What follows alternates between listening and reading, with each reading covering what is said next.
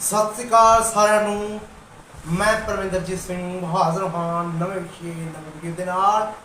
सो अज का जो साडा विषय है फिर तो वो रब नहीं मिलेगा। सो दोस्तों ये जो विषय है ये विषय बहुत सारे भरमा वहमां कर्मां कांडां दे नाल जुड़िया होया है। साडे मानसिक चेतना दे विच बसे हुए कुछ भरमां दे नाल जुड़िया होया है। साडे हंकार दे नाल ये विषय जुड़िया होया है।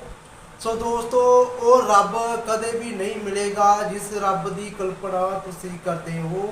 सो दोस्तों बहुत सारे लोग बहुत सारे सज्जन बहुत सारे दोस्त अक्सर ही साडे नाल राबता कायम करते हैं। वो मैਡੀਟੇਸ਼ਨ ਦੇ ਨਾਲ संबंधित ध्यान ਦੇ ਨਾਲ संबंधित बहुत सारिया गल्लां विचारां साडे नाल करते हैं जिस की वजह के करके उन्होंने मन के बहुत ज़्यादा जो शंके होंगे हैं वो उन्होंने शंकिया तो उपर उठते हैं उन्होंने शंकिया तो बाहर निकल जाते हैं। सो ऐसे विच आपां हुण इस विषय के उत्ते जो विचार करनी है ध्यान के दौरान सानू की करना चाहिए ते की नहीं करना चाहिए।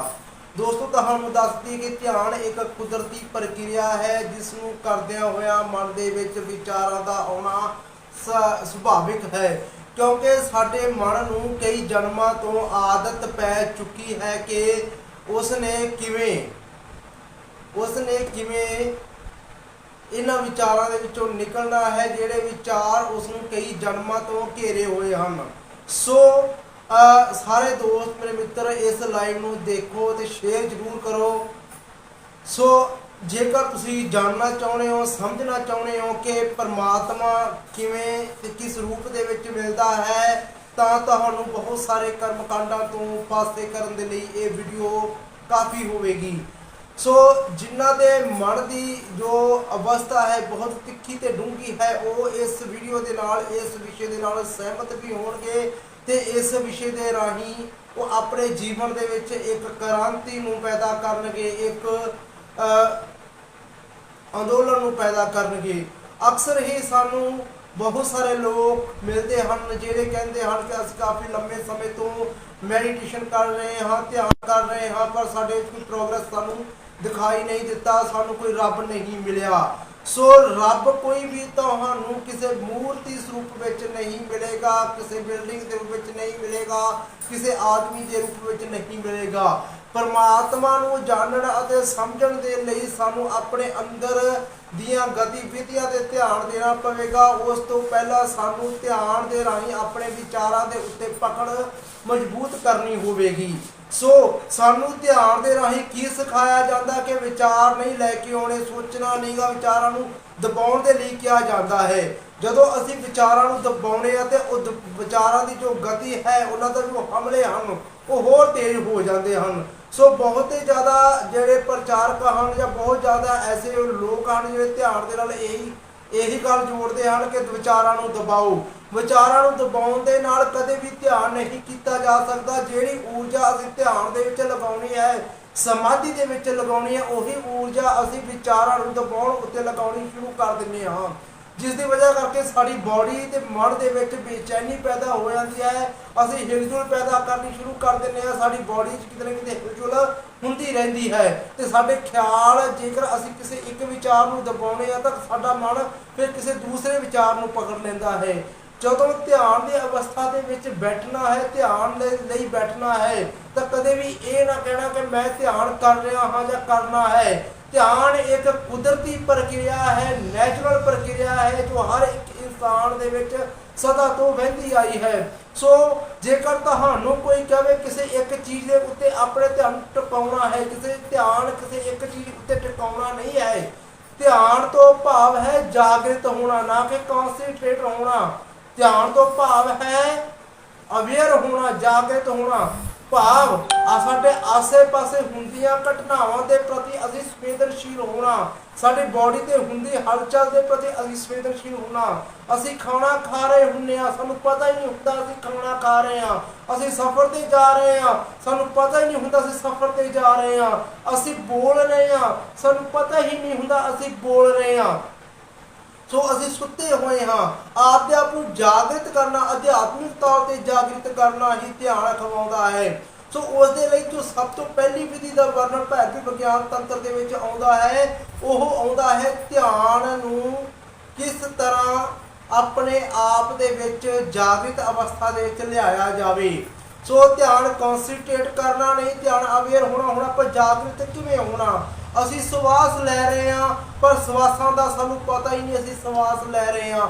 ਸਵਾਸ ਸਾਡਾ ਅੰਦਰ ਜਾ ਰਿਹਾ, ਬਾਹਰ ਆ ਰਿਹਾ, ਅੰਦਰ ਜਾ ਰਿਹਾ, ਪਰ ਜਨਮ ਤੋਂ ਲੈ ਕੇ ਅਖੀਰਲੇ ਸਵਾਸ ਤੱਕ ਇੰਜ ਹੀ ਚੱਲਦਾ ਰਹਿੰਦਾ, ਪਰ ਸਾਨੂੰ ਆਪਣੇ ਸਵਾਸਾਂ ਦਾ ਪਤਾ ਹੀ ਨਹੀਂ ਲੱਗਦਾ ਅਸੀਂ ਕਰ ਕੀ ਰਹੇ ਹਾਂ। ਸੋ ਐਸੇ ਵਿੱਚ ਅਸੀਂ ਕੀ ਕਰਨਾ ਹੈਗਾ, ਅਸੀਂ ਆਪਣੇ ਸਵਾਸਾਂ ਦੇ ਨਾਲ ਸਫ਼ਰ ਕਰਨਾ। ਅੰਦਰ ਜਾਂਦੇ ਸਵਾਸ ਨੂੰ ਦੇਖਣਾ ਤੇ ਬਾਹਰ ਆਉਂਦੇ ਸਵਾਸ ਨੂੰ ਦੇਖਣਾ। ਤੁਹਾਡੇ ਸਵਾਸਾਂ ਜਿਵੇਂ ਜਿਵੇਂ ਤੁਹਾਡਾ ਧਿਆਨ ਤੁਹਾਡੇ ਸਵਾਸਾਂ ਦੀ ਗਹਿਰਾਈ ਨੂੰ ਸਮਝਣਾ ਸ਼ੁਰੂ ਕਰੇਗਾ, ਤਿਵੇਂ ਤਿਵੇਂ ਤੁਹਾਡੇ ਸਵਾਸਾਂ ਦੀ ਗਹਿਰਾਈ ਹੋਰ ਡੂੰਘੀ ਹੁੰਦੀ ਜਾਵੇਗੀ। ਤੁਸੀਂ ਹੋਰ ਗਹਿਰਾਈ ਦੇ ਵਿੱਚ ਉਤਰਦੇ ਜਾਓਗੇ। ਜਦੋਂ ਤੱਕ ਤੁਹਾਡਾ ਸਵਾਸ ਦੀ ਗਹਿਰਾਈ ਤੁਹਾਡੇ ਗੁਪਤ ਅੰਗ ਤੱਕ ਨਹੀਂ ਚਲੀ ਜਾਂਦੀ, ਤਦ ਤੱਕ ਤੁਹਾਡੇ ਧਿਆਨ ਦੇ ਵਿੱਚ ਸੰਪੂਰਨਤਾ ਨਹੀਂ ਆਵੇਗੀ। ਕਿਉਂਕਿ 7 ਬਿੰਦੂਆਂ ਦਾ ਚੱਕਰ 7 ਬਿੰਦੂਆਂ ਦਾ ਜ਼ਿਕਰ ਆਉਂਦਾ ਅਧਿਆਤਮਿਕਤਾ ਦੇ ਵਿੱਚ, ਜਿਸ ਨੂੰ ਅਸੀਂ ਕੁੰਡਲਿਨੀ ਚੱਕਰ ਬੋਲਦੇ ਹਾਂ। ਸਭ ਤੋਂ ਪਹਿਲਾ ਚੱਕਰ ਜੜ ਚੱਕਰ ਹੈ। ਧਿਆਨ ਦੇ ਰਾਹੀਂ ਅਸੀਂ ਸਭ ਤੋਂ ਪਹਿਲਾਂ ਆਪਣੇ ਜੜ ਚੱਕਰ ਨੂੰ ਐਕਟਿਵ ਕਰਨਾ ਹੈ। ਜੜ ਚੱਕਰ ਨੂੰ ਐਕਟਿਵ ਕਰਨ ਦੇ ਲਈ ਸਾਡੇ ਸਵਾਸ ਦੀ ਗਹਿਰਾਈ ਜਦੋਂ ਤੱਕ ਸਾਡੇ ਹੇਠਲੇ ਪੱਧਰ ਤੇ ਜਾਣੀ ਕਹਿ ਤੋਂ ਸਭ ਤੋਂ ਪਹਿਲੇ ਚੱਕਰ ਜੜ ਚੱਕਰ ਤੱਕ ਨਹੀਂ ਚੋਟ ਕਰਦੀ, ਤਦ ਤੱਕ ਅਸੀਂ ਵਿਕਾਰਾਂ ਦੇ ਵਿੱਚ ਰਵਾਂਗੇ, ਹੰਕਾਰ ਦੇ ਵਿੱਚ ਰਵਾਂਗੇ, ਅਸੀਂ ਕਾਮ ਕ੍ਰੀੜਾ ਦੇ ਵਿੱਚ ਰਵਾਂਗੇ। ਸੋ ਸਾਡੀ ਜੋ ਕੁੰਡਲਿਨੀ ਹੈ, ਸਾਡੀ ਜੋ ਊਰਜਾ ਹੈ, ਉਹ ਕਿੱਥੇ ਜਾ ਕੇ ਇਕੱਠੀ ਹੋ ਗਈ ਹੈ? ਸਾਡੇ ਜਨਨ ਅੰਗ ਦੇ ਉੱਤੇ। ਜਨਨ ਅੰਗ ਦੇ ਰਾਹੀਂ ਅਸੀਂ ਸਾਰੀਆਂ ਪ੍ਰਕਿਰਿਆਵਾਂ ਨੂੰ ਅੰਜਾਮ ਦੇਣ ਦੀ ਕੋਸ਼ਿਸ਼ ਕਰਦੇ ਹਾਂ। ਇੱਥੋਂ ਹੀ ਇੱਕ ਨਵੇਂ ਜੀਵਨ ਦੀ ਸਿਰਜਣਾ ਹੁੰਦੀ ਹੈ। ਸਾਡਾ ਜੋ ਅੱਜ ਦੇ ਸਮੇਂ ਦਾ ਜੋ ਮਨੁੱਖ ਹੈ, ਉਸ ਦਾ ਜ਼ਿਆਦਾਤਰ ਧਿਆਨ ਜੜ ਚੱਕਰ ਦੇ ਉੱਤੇ ਹੀ ਇਕੱਤਰ ਹੋ ਕੇ ਰਹਿ ਗਿਆ ਹੈ। ਕਹਿਣ ਤੋਂ ਭਾਵ ਕਾਮ ਕ੍ਰੀੜਾ ਦੇ ਉੱਤੇ ਹੀ ਇਕੱਤਰ ਹੋ ਕੇ ਰਹਿ ਗਿਆ ਹੈ। ਕਾਮ ਕ੍ਰੀੜਾ ਨੂੰ ਦਬਾਉਣਾ ਨਹੀਂ ਹੁੰਦਾ, ਇਸ ਨੂੰ ਸਮਝਣਾ ਹੁੰਦਾ ਹੈ। ਜਿਉਂ ਹੀ ਸਾਡੇ ਸਵਾਸਾਂ ਦੀ ਪ੍ਰਕਿਰਿਆ ਉਸ ਸਾਡੇ ਜੜ ਚੱਕਰ ਤੱਕ ਪ੍ਰਵੇਸ਼ ਕਰੇਗੀ, ਉੱਥੇ ਚੋਟ ਕਰੇਗੀ, ਉਸ ਤੋਂ ਬਾਅਦ ਜੋ ਸਾਡੀ ਊਰਜਾ ਜੋ ਐਨਰਜੀ ਉਸ ਜਗ੍ਹਾ ਤੇ ਬਲੌਕ ਹੋ ਚੁੱਕੀ ਹੈ, ਉਹ ਉੱਪਰ ਉੱਠਣੀ ਸ਼ੁਰੂ ਹੋ ਜਾਵੇਗੀ। ਉਹ ਸਵਾਦਿਸਥਾਨ ਚੱਕਰ ਤੇ ਆਵੇਗੀ, ਮਣੀਪੁਰਾ ਚੱਕਰ ਤੇ ਆਵੇਗੀ, ਹਿਰਦੇ ਚੱਕਰ ਤੇ ਆਵੇਗੀ। ਉਸ ਤੋਂ ਬਾਅਦ ਉਹ ਸਾਡੇ ਵਸੂਧਾ ਚੱਕਰ ਤੇ ਆਵੇਗੀ। ਉਸ ਤੋਂ ਬਾਅਦ ਤੀਸਰੇ ਨੇਤਰ ਚੱਕਰ ਤੇ ਆਵੇਗੀ। ਉਸ ਤੋਂ ਬਾਅਦ ਉਹ ਬ੍ਰਹਮ ਚੱਕਰ ਤੇ ਭਾਵ ਸਾਡੇ ਜੋ ਮੁੱਖ ਜਿਸ ਨੂੰ ਅਸੀਂ ਕਰੋਣ ਚੱਕਰ ਬੋਲਦੇ ਹਾਂ, ਉਸ ਚੱਕਰ ਤੇ ਜਾ ਪ੍ਰਵੇਸ਼ ਕਰੇਗੀ ਤਾਂ ਅਸੀਂ ਬ੍ਰਹਿਮੰਡ ਦੇ ਵਿੱਚ ਚਲੇ ਜਾਵਾਂਗੇ। ਹੁਣ ਇੱਥੇ ਕੀ ਹੈ ਕਿ ਅਸੀਂ ਸਾਡੇ ਵਿੱਚ ਬਹੁਤੇ ਵਿੱਚ ਇਹੀ ਹੰਕਾਰ ਹੁੰਦਾ, ਮੈਂ ਪਾਠ ਕਰਦਾ, ਮੈਂ ਮੰਦਰ ਜਾਣਾ, ਮੈਂ ਗੁਰਦੁਆਰੇ ਜਾਣਾ। ਜਿਹੜੀ ਇਹ ਮੈਂ ਹੈ, ਇਹ ਮੈਂ ਤੁਹਾਡੇ ਪ੍ਰਮਾਤਮਾ ਮਿਲਣ ਦੇ ਵਿੱਚ ਬਹੁਤ ਵੱਡਾ ਰੁਕਾਵਟ ਹੈ। ਸਭ ਤੋਂ ਪਹਿਲਾਂ ਤੁਸੀਂ ਇਸ ਨੂੰ ਤਿਆਗਣਾ ਹੈ। ਤੁਸੀਂ ਜੇਕਰ ਮੰਦਰ ਗੁਰਦੁਆਰੇ ਜਾ ਰਹੇ ਹੋ, ਪਾਠ ਪੂਜਾ ਕਰ ਰਹੇ ਹੋ, ਉਦੋਂ ਤੁਸੀਂ ਮਨ ਦੇ ਵਿੱਚ ਹੰਕਾਰ ਨਹੀਂ ਲੈ ਕੇ ਆਉਣਾ, ਨਿਮਰਤਾ ਲੈ ਕੇ ਆਉਣੀ ਆ। ਇਹ ਨਿਮਰਤਾ ਲੈ ਕੇ ਮੈਂ ਇਕੱਲਾ ਨਹੀਂ ਜਾ ਰਿਹਾ। ਬਹੁਤ ਰੂਹਾਂ ਨੇ ਜੋ ਮੰਦਰ ਗੁਰਦੁਆਰੇ ਜਾ ਰਹੀਆਂ, ਮੈਂ ਇਕੱਲਾ ਸਿਮਰਨ ਨਹੀਂ ਕਰ ਰਿਹਾ। ਬਹੁਤ ਰੂਹਾਂ ਨੇ ਜੋ ਸਿਮਰਨ ਕਰ ਰਹੀਆਂ ਹਨ, ਮੈਂ ਤਾਂ ਕੁਝ ਵੀ ਨਹੀਂ ਹੈਗਾ ਉਹਨਾਂ ਦੇ ਬਰਾਬਰ। ਸੋ ਇਸ ਚੀਜ਼ ਦੇ ਭਾਵ ਨੂੰ ਜਦੋਂ ਤੱਕ ਤੁਸੀਂ ਆਪਣੇ ਅੰਦਰ ਇਕੱਠਾ ਨਹੀਂ ਕਰ ਲੈਂਦੇ, ਤਦ ਤੱਕ ਤਾਂ ਤੁਸੀਂ ਪਰਮਾਤਮਾ ਮਿਲਣ ਦੀ ਉਸ ਪ੍ਰਕਿਰਿਆ ਤੋਂ ਬਹੁਤ ਦੂਰ ਰਹੋਗੇ। ਕਿਉਂਕਿ ਤੁਹਾਡੀ ਮੈਂ ਸਭ ਤੋਂ ਵੱਡੀ ਅੜਚਨ ਹੈ। ਦੂਸਰਾ, ਤੁਹਾਡੇ ਹਿਰਦੇ ਦੇ ਵਿੱਚ ਹਰ ਰੂਹ ਦੇ ਪ੍ਰਤੀ, ਹਰ ਜੀਵ ਦੇ ਪ੍ਰਤੀ ਜੇਕਰ ਪਿਆਰ ਨਹੀਂ ਹੈ, ਤਾਂ ਤੁਸੀਂ ਪਰਮਾਤਮਾ ਮਿਲਣ ਤੋਂ ਫਿਰ ਵੀ ਬਹੁਤ ਦੂਰ ਹੋ। ਕਿ ਤੁਸੀਂ ਅੱਜ ਵੀ ਕਹਿੰਦੇ ਹੋ ਮੈਂ ਧਰਮ ਦੇ ਨਾਂ ਤੇ, ਜਾਤ ਦੇ ਨਾਂ ਤੇ, ਰੰਗ ਰੂਪ ਦੇ ਨਾਂ ਤੇ ਵਿਤਕਰਾ ਕਰਾਂ, ਤਾਂ ਫਿਰ ਵੀ ਤੁਸੀਂ ਰੱਬ ਤੋਂ ਬਹੁਤ ਦੂਰ ਹੋ। ਫਿਰ ਤੁਸੀਂ ਰੱਬ ਦੀ ਪ੍ਰਾਪਤੀ ਨਹੀਂ ਕਰ ਸਕਦੇ। ਰੱਬ ਦੀ ਪ੍ਰਾਪਤੀ ਇੱਕ ਕੁਦਰਤੀ ਪ੍ਰਕਿਰਿਆ ਹੈ। ਇਸ ਨੂੰ ਸਮਝਣ ਲਈ ਧਿਆਨ ਦੀ ਗਹਿਰਾਈ ਵਿੱਚ ਉਤਰਨਾ ਹੈ। ਧਿਆਨ ਦੇ ਰਾਹੀਂ ਹੀ ਪ੍ਰਮਾਤਮਾ ਦੇ ਉਸ ਮਾਰਗ ਨੂੰ ਸਮਝਿਆ ਜਾ ਸਕਦਾ ਹੈ। ਹੰਕਾਰ ਈਗੋ ਨੂੰ ਛੱਡਣਾ ਹੈ, ਮੈਂ ਮੇਰੀ ਨੂੰ ਛੱਡਣਾ ਹੈ। ਵਿਚਾਰਾਂ ਨੂੰ ਦਬਾਉਣਾ ਨਹੀਂ, ਵਿਚਾਰਾਂ ਨੂੰ ਸਮਝਣਾ ਹੈ। ਜਦੋਂ ਅਸੀਂ ਸਵਾਸਾਂ ਉੱਤੇ ਧਿਆਨ ਲਗਾਵਾਂਗੇ, ਸਵਾਸ ਅੰਦਰ ਜਾਵੇਗਾ, ਬਾਹਰ ਆਵੇਗਾ, ਸਾਡੇ ਮਨ 'ਚ ਵਿਚਾਰ ਆਉਣਗੇ, ਵਾਰ-ਵਾਰ ਵਿਚਾਰ ਆਉਣਗੇ। ਜੇਕਰ ਵਿਚਾਰ ਬਹੁਤ ਜ਼ਿਆਦਾ ਆ ਰਹੇ ਆ ਤਾਂ ਉਹਨਾਂ ਨੂੰ ਵੀ ਦੇਖਣਾ ਸ਼ੁਰੂ ਕਰ ਦਿਓ, ਉਹਨਾਂ ਪ੍ਰਤੀ ਜਾਗਰਿਤ ਹੋ ਜਾਓ, ਚੁਕੰਨੇ ਹੋ ਜਾਓ। ਕੋਈ ਵਿਚਾਰ ਆਇਆ, ਉਸ ਨੂੰ ਵੇਖਿਆ, ਉਸ ਨੂੰ ਅੱਗੇ ਜਾਣ ਦਿੱਤਾ। ਫਿਰ ਅਗਲਾ ਵਿਚਾਰ ਆਇਆ, ਉਸ ਨੂੰ ਵੇਖਿਆ, ਉਸ ਨੂੰ ਅੱਗੇ ਜਾਣ ਦਿੱਤਾ। ਇੱਕ ਵਿਚਾਰ ਆਇਆ ਤੇ ਦੂਸਰੇ ਵਿਚਾਰ ਆਉਣ ਦੇ ਵਿਚਕਾਰ ਦਾ ਜੋ ਗੈਪ ਹੈ, ਇੱਥੇ ਹੀ ਤੁਹਾਡੇ ਧਿਆਨ ਦੀ ਅਸਲ ਸ਼ਕਤੀ ਕੰਮ ਕਰੇਗੀ। ਇੱਥੇ ਹੀ ਤੁਹਾਡੇ ਪਰਮਾਤਮਾ ਮਿਲਣ ਦੀ ਸ਼ਕਤੀ ਕੰਮ ਕਰੇਗੀ। ਜਿਉਂ-ਜਿਉਂ ਤੁਸੀਂ ਗਹਿਰਾਈ ਦੇ ਵਿੱਚ ਉਤਰਦੇ ਜਾਓਗੇ, ਤੁਹਾਡੇ ਮਨ ਦੇ ਵਿਚਾਰ ਬਦਲਦੇ ਜਾਣਗੇ, ਤੁਹਾਡੇ ਅੰਦਰ ਦੇ ਹਾਲਾਤ ਬਦਲਦੇ ਜਾਣਗੇ। ਸਭ ਤੋਂ ਪਹਿਲਾਂ ਤੁਹਾਡੇ ਸਰੀਰਕ ਵਿਕਾਰ ਖਤਮ ਹੋਣਗੇ, ਉਸ ਤੋਂ ਬਾਅਦ ਮਾਨਸਿਕ ਵਿਕਾਰ ਖਤਮ ਹੋਣਗੇ। ਤੁਹਾਡੇ ਅੰਦਰ ਇੱਕ ਦਇਆ ਆ ਜਾਏਗੀ, ਪਿਆਰ ਆ ਜਾਏਗਾ, ਤੁਹਾਡਾ ਮਨ ਸ਼ਾਂਤ ਰਹਿਣ ਲੱਗ ਜਾਵੇਗਾ। ਤੁਹਾਨੂੰ ਹਰ ਇੱਕ ਚੀਜ਼ ਦੇ ਵਿੱਚ ਪੋਜ਼ਿਟਿਵਿਟੀ ਵਿਖਾਈ ਦੇਵੇਗੀ, ਤੁਹਾਨੂੰ ਕੋਈ ਵੀ ਜੀਵ ਮਾੜਾ ਦਿਖਾਈ ਨਹੀਂ ਦੇਵੇਗਾ। ਬਸ ਉਸ ਨੂੰ ਸਮਝਣ ਦੇ ਲਈ, ਇਸ ਨੂੰ ਜਾਣਨ ਦੇ ਲਈ ਸਭ ਤੋਂ ਪਹਿਲਾਂ ਆਪਣੇ ਸਵਾਸਾਂ ਦੀ ਪ੍ਰਕਿਰਿਆ ਨੂੰ ਸਮਝਣਾ, ਸਵਾਸਾਂ ਦੀ ਪ੍ਰਕਿਰਿਆ ਨੂੰ ਸਮਝਣ ਤੋਂ ਬਾਅਦ ਸਾਡੇ ਕਾਮ ਦੀ ਪ੍ਰਕਿਰਿਆ ਨੂੰ ਸਮਝਣਾ, ਕਾਮ ਦੀ ਪ੍ਰਕਿਰਿਆ ਨੂੰ ਸਮਝਣ ਤੋਂ ਬਾਅਦ ਵਿਚਾਰਾਂ ਦੀ ਪ੍ਰਕਿਰਿਆ ਨੂੰ ਸਮਝਣਾ। ਕਿਉਂਕਿ ਇਸ ਪ੍ਰਕਿਰਿਆ ਨੂੰ ਸਮਝ ਕੇ ਹੀ ਅਸੀਂ ਮੈਡੀਟੇਸ਼ਨ ਧਿਆਨ ਦੀ ਗਹਿਰਾਈ ਵਿੱਚ ਉਤਰ ਸਕਦੇ ਹਾਂ। ਅਸੀਂ ਕੀ ਕਰਨਾ ਹੈ, ਜੇ ਤੁਸੀਂ ਮੰਤਰ ਲੈ ਕੇ ਜਿਸ ਮੰਤਰ ਦਾ ਜਾਪ ਕਰਦੇ ਹੋਏ ਸਵਾਸਾਂ ਨੂੰ ਅੰਦਰ ਜਾਂਦਿਆਂ ਬਾਹਰ ਆਉਂਦਿਆਂ ਮਹਿਸੂਸ ਕਰੋਗੇ ਤਾਂ ਵੀ ਚੰਗਾ ਹੈ। ਅਗਰ ਨਹੀਂ ਤੁਸੀਂ ਮੰਤਰ ਲੈਣਾ ਤਾਂ ਬਿਨਾਂ ਮੰਤਰ ਤੋਂ ਵੀ ਇਸ ਪ੍ਰਕਿਰਿਆ ਨੂੰ ਤੁਸੀਂ ਕਰ ਸਕਦੇ ਹੋ। ਸਵਾਸ ਨੂੰ ਲੰਮਾ ਗਹਿਰਾਈ ਤੱਕ ਪੇਟ ਤੁਹਾਡਾ ਫੁੱਲੇ, ਅਖੀਰਲੇ ਪੁਆਇੰਟ ਤੱਕ ਦਾਬ ਦੇਵੇ ਸਵਾਸ ਤੁਹਾਡਾ। ਇਹੀ ਧਿਆਨ ਦਾ ਸਹੀ ਤਰੀਕਾ ਹੈ, ਇਹੀ ਧਿਆਨ ਦੀ ਸਹੀ ਪ੍ਰਕਿਰਿਆ ਹੈ। ਧਿਆਨ ਕੀਤਾ ਨਹੀਂ ਜਾਂਦਾ, ਧਿਆਨ ਆਪਣੇ ਆਪ ਹੋ ਜਾਂਦਾ ਹੈ। ਧਿਆਨ ਕੁਦਰਤੀ ਪ੍ਰਕਿਰਿਆ ਹੈ। ਕਦੇ ਵੀ ਧਿਆਨ ਕਰਨ ਦੀ ਕੋਸ਼ਿਸ਼ ਨਾ ਕਰੋ। ਤੁਸੀਂ ਬੈਠੋ, ਤੁਸੀਂ ਕੁਝ ਨਹੀਂ ਕਰਨਾ, ਸਵਾਸਾਂ ਤੇ ਧਿਆਨ ਲਗਾਓ। ਸਵਾਸ ਅੰਦਰ ਗਿਆ ਬਾਹਰ ਆਇਆ, ਅੰਦਰ ਗਿਆ ਬਾਹਰ ਆਇਆ। ਵਿਚਾਰ ਆ ਰਿਹਾ ਤੇ ਵਿਚਾਰਾਂ ਨੂੰ ਵੇਖੋ, ਉਹਨਾਂ ਨੂੰ ਦਬਾਉਣਾ ਨਹੀਂ, ਉਹਨਾਂ ਨੂੰ ਸਮਝੋ, ਉਹਨਾਂ ਦੀ ਪ੍ਰਕਿਰਿਆ ਨੂੰ ਸਮਝੋ ਕਿਉਂ ਆ ਰਹੇ ਆ। ਇੱਕ ਵਿਚਾਰ ਆਇਆ, ਉਸ ਦੇ ਨਾਲ ਮਿਲਣਾ ਨਹੀਂ, ਉਸ ਦੇ ਨਾਲ ਘੁਲਣਾ ਨਹੀਂ, ਉਸ ਨਾਲ ਗੱਲਬਾਤ ਨਹੀਂ ਕਰਨੀ, ਉਸ ਨੂੰ ਵੇਖਣਾ।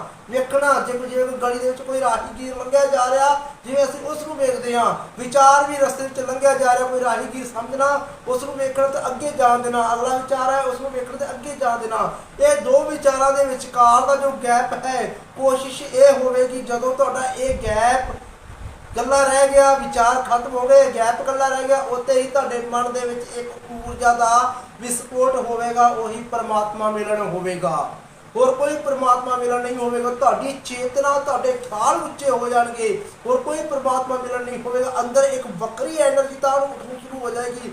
ਬ੍ਰਹਿਮੰਡ ਦੇ ਵਿੱਚ ਤੁਸੀਂ ਸਫ਼ਰ ਕਰਨਾ ਸ਼ੁਰੂ ਕਰ ਦੋਗੇ, ਇਹੀ ਪਰਮਾਤਮਾ ਮਿਲਣ ਹੋਵੇਗਾ। ਬਹੁਤ ਸਾਰੀਆਂ ਰੂਹਾਂ ਮੇਰੇ ਕੋਲ ਆਉਂਦੀਆਂ ਰੋਂਦੀਆਂ ਹਨ ਵੀ ਹਾਂ ਸਾਨੂੰ ਕੁਝ ਮਿਲਿਆ ਨਹੀਂ। ਕਿਉਂ ਨਹੀਂ ਮਿਲਿਆ?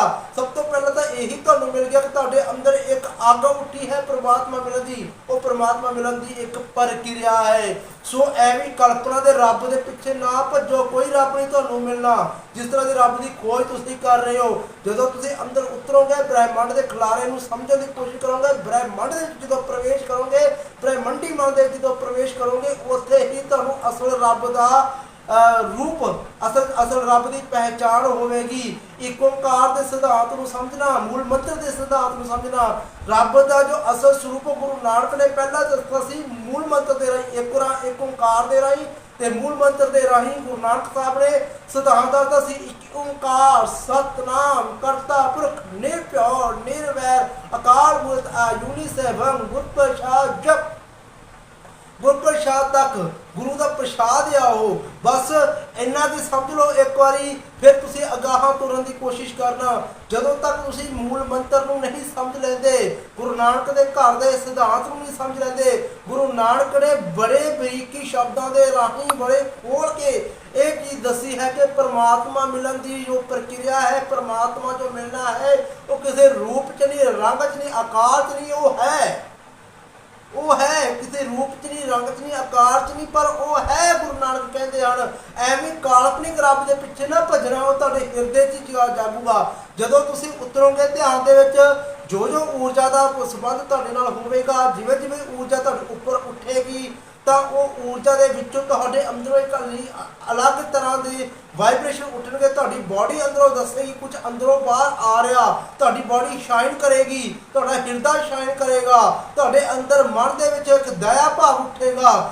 ਇਸ ਜਗ੍ਹਾ ਦੇ ਉੱਤੇ ਤੁਹਾਨੂੰ ਅਲੱਗ ਤਰ੍ਹਾਂ ਦੀਆਂ ਰੋਸ਼ਨੀਆਂ ਵਿਖਾਈ ਦੇ ਸਕਦੀਆਂ, ਹਿਰਦੇ ਦੀਆਂ ਰੋਸ਼ਨੀਆਂ ਵਿਖਾਈ ਦੇ ਸਕਦੀਆਂ, ਤੁਹਾਡੇ ਨਾਭੀ ਤੋਂ ਹੇਠਾਂ ਰੋਸ਼ਨੀਆਂ ਵਿਖਾਈ ਦੇ ਸਕਦੀਆਂ। ਪਰ ਕਾਹਲੀ ਨਹੀਂ ਕਰਨੀ, ਜਲਦਬਾਜ਼ੀ ਨਹੀਂ ਕਰਨੀ। ਜਿਉਂ-ਜਿਉਂ ਤੁਸੀਂ ਜਲਦਬਾਜ਼ੀ ਕਰੋਗੇ ਤਿਉਂ ਤੋਂ ਤੁਸੀਂ ਦੁੱਖ ਨੂੰ ਪ੍ਰਾਪਤ ਹੋਵੋਗੇ। ਤੁਹਾਨੂੰ ਉਸ ਰਸਤੇ ਦਾ ਪਤਾ ਨਹੀਂ ਲੱਗਣਾ ਜਿਸ ਰਸਤੇ ਤੁਸੀਂ ਚੱਲਣਾ ਚਾਹੁੰਦੇ ਹੋ, ਨਹੀਂ ਤਾਂ ਤੁਸੀਂ ਗੰਢਿਆਂ ਉੱਤੇ ਹੀ ਤੁਰਨ ਜੋਗੇ ਰਹਿ ਜਾਓਗੇ। ਅਸਲ ਸਾਫ਼ ਰਸਤਾ ਤੁਹਾਨੂੰ ਲੱਭਣਾ ਨਹੀਂ। ਸਾਫ਼ ਰਸਤੇ ਨੂੰ ਲੱਭਣ ਦੇ ਲਈ ਸਭ ਤੋਂ ਪਹਿਲਾਂ ਕਰਮਕਾਂਡ ਛੱਡੋ, ਹੰਕਾਰ ਛੱਡੋ, ਚੁਗਲੀ ਨਿੰਦਿਆ ਛੱਡੋ। ਕਰਮਕਾਂਡ ਤੋਂ ਭਾਵ ਕਾਲਪਨਿਕ ਰੱਬ ਦੀ ਪੂਜਾ ਨਹੀਂ ਕਰਨੀ।